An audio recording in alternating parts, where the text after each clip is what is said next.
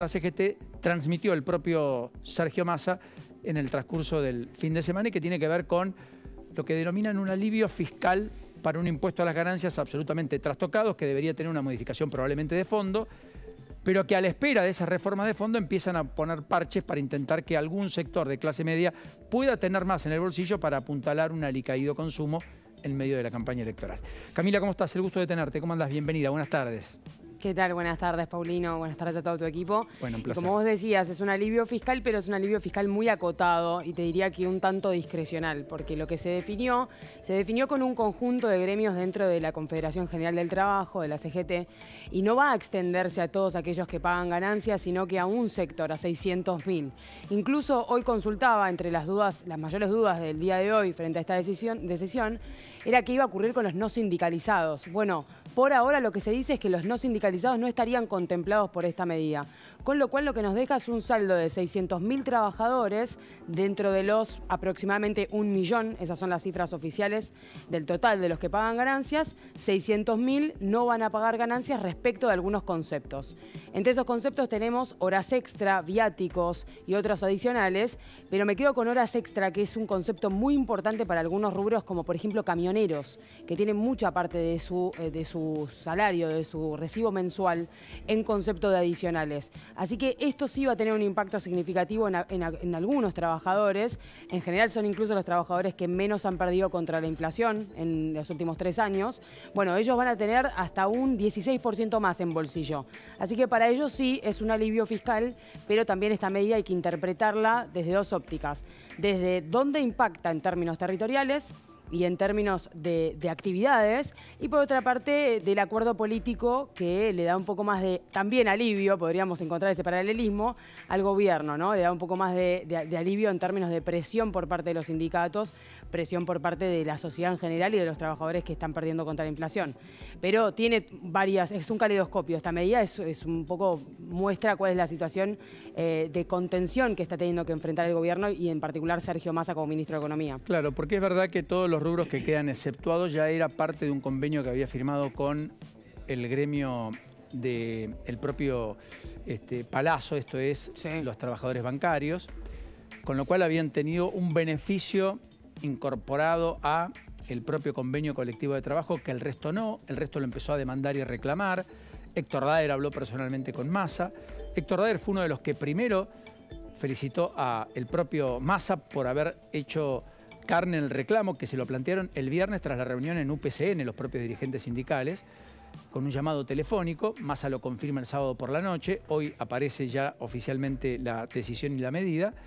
Ahora, está claro que es un parche sobre algo que estamos discutiendo, que quizá no deberíamos discutir, que es un impuesto a las ganancias sobre una población cuyo ingreso no necesariamente implica una ganancia. En muchos casos implica un gasto sobre el cual además paga ganancia, porque el nivel de deducciones es muy bajo, Camila.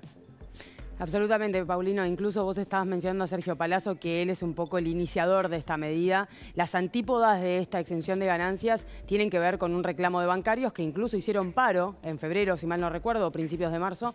Habían hecho paro pidiendo esta medida, que efectivamente ahora se extendió a un montón de otros sindicatos. Porque claro, cuando le permiten, digamos, a Sergio Palazzo llevar esto a sus trabajadores, por así decirlo, ¿no? Y además siendo Sergio Palazzo un dirigente muy cercano al kirchnerismo, uno de los principales voceros del operativo Clamor, bueno, lo que va a hacer es tocarle la puerta a Sergio Massa a los otros sindicatos. Bueno, nosotros también lo queremos, nosotros también, teniendo en cuenta que es un año muy complicado en términos de inflación y que en que las paritarias van a estar ahí justito por debajo en lo que se estima. Bueno, lo que están pidiendo es de alguna manera que haga el esfuerzo al Estado, porque claramente acá hay otra moneda, ¿no, Paulino?, que tiene que ver con el costo fiscal que va a tener esta medida.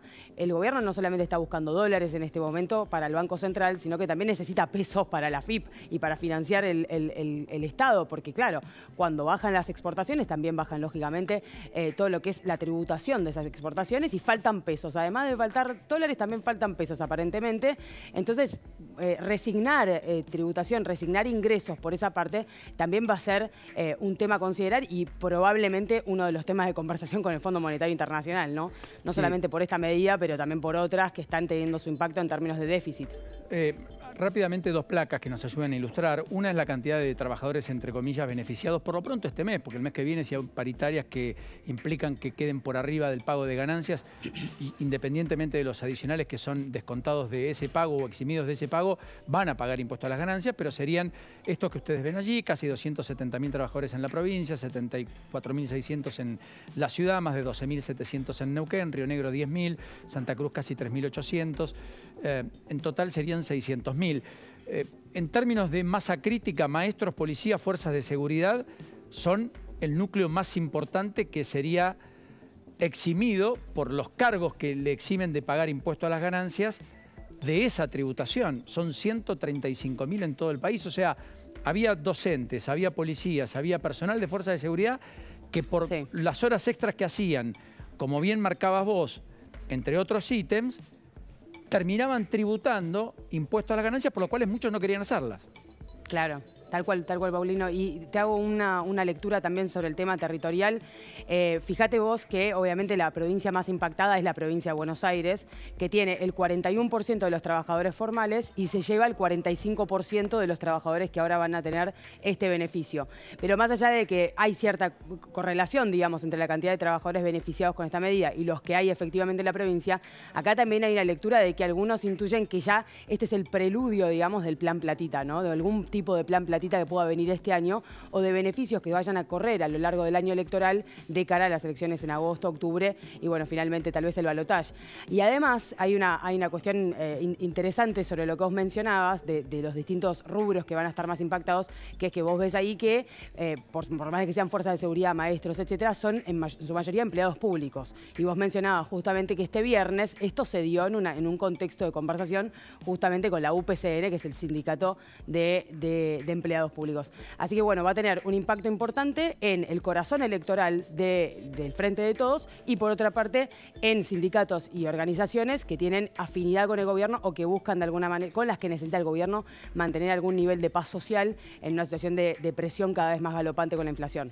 Sí, hay dos cosas que no quisiera dejar de marcar. La primera es que esto, insisto, es un parche sobre lo que hay que corregir, porque finalmente las sumas no remunerativas, los adicionales que no entran al básico de convenio, que no rigen para los jubilados de esas mismas áreas, son cosas que van abultando el salario, que son arbitrarias, como esta misma decisión, y que no establecen reglas. Hubiera preferido probablemente que multipliquen por 3 o 4 los ítems a deducir por parte de los que pagan impuesto a las ganancias, lo que se deduce por un hijo, por la educación de nuestros hijos, lo que se deduce en gastos, que por lo tanto no es ganancia, en la salud, en la manutención de algún menor o algún adulto mayor a su cargo, de aquel que pague el impuesto a las ganancias, insisto, y que hoy es virtualmente muy baja. Lo otro, que me parece no menor, a ver si coincidís, es que otra vez ponemos el foco en los que están dentro del zoológico, los que son más visibles, los que podemos contar, pero también podemos contar los autónomos y los autónomos no han tenido un solo anuncio, ni siquiera cuando Massa era presidente de la Cámara de Diputados y dijo en mayo del 2021 vamos a hacer una ley especial para que los autónomos, más de 400.000, tengan la posibilidad de no pagar ganancias como ocurre hoy a partir de los 95 o 100.000 pesos, lo cual es absolutamente irrisorio, porque son tipos que se la ganan todos los días de su vida. Y los monotributistas, a los cuales le han aumentado los topes por debajo de la inflación y por lo tanto muchos que a través del monotributo ejercen sus profesiones o tienen sus comercios, no están pudiendo en términos reales pagar por ganancias lo que ganan, sino que están pagando por el impuesto a las ganancias cuando quedan por arriba y pasan a ser autónomos, lo que no ganan. Absolutamente, Paulino. Primero que los monotributistas han sido los grandes olvidados de este gobierno. Autónomos y monotributistas, como vos decís, están perdiendo contra la inflación a un nivel que claramente quienes están registrados, tienen un empleo formal y están sindicalizados, no lo están haciendo. Y acá te sumo algo a lo que vos decías, ¿no? ¿Ha habido algún paro general en los 3 años y pico de gobierno que vamos? No, no lo ha habido. Y esto tiene que ver también con las concesiones que se le han hecho a algunos sectores que son, tal vez no son los mayoritarios, pero son los más visibles o son los que más poder de fuego tienen. Entonces esto también hay que leerlos de esa óptica, porque efectivamente no ha habido, y que creo que es significativo respecto a la comparación a otros gobiernos, no había ninguna medida como las que ha habido en el gobierno de Mauricio Macri, o incluso las ha habido en el gobierno de Cristina Kirchner. Bueno, esto no ha ocurrido, tiene que ver con estas cosas. Y por último, te sumo, Paulino, que también hay una cuestión de la actualización de ganancias. El piso que se actualiza demasiado mucho tiempo, digamos, termina generando lo mismo que vemos, por ejemplo, para poner un ejemplo bastante fácil, con la ley de alquileres, ¿no? Es una actualización cada demasiado tiempo, lo que provoca que durante ese tiempo, en realidad, lo que termina haciendo el trabajador es termina entrando en ganancias cuando no debería, porque no está ganando. Entonces, lo que ocurre es que hay una curva ascendente en cantidad de trabajadores a lo largo del año que empiezan a tener que pagar ganancias y después, bueno, viene una actualización que desciende esa cantidad, pero hay una pérdida de ingresos durante ese periodo que termina perjudicando también a quienes pagan ganancias y están o no están dentro de este beneficio. Sin ir más lejos, por último, otra cosa que es absurda y que habría que modificar es el anticipo del pago de impuestos a las ganancias, donde todos pagamos supuestamente un anticipo de lo que ganaríamos el año próximo pensando que este año vamos a ganar lo mismo o más que el año pasado. Cuando eso no se cumplimenta, recién te lo reincorporan un año después, con los mismos pesos, sin actualización, absolutamente devaluado, por lo tanto licuado.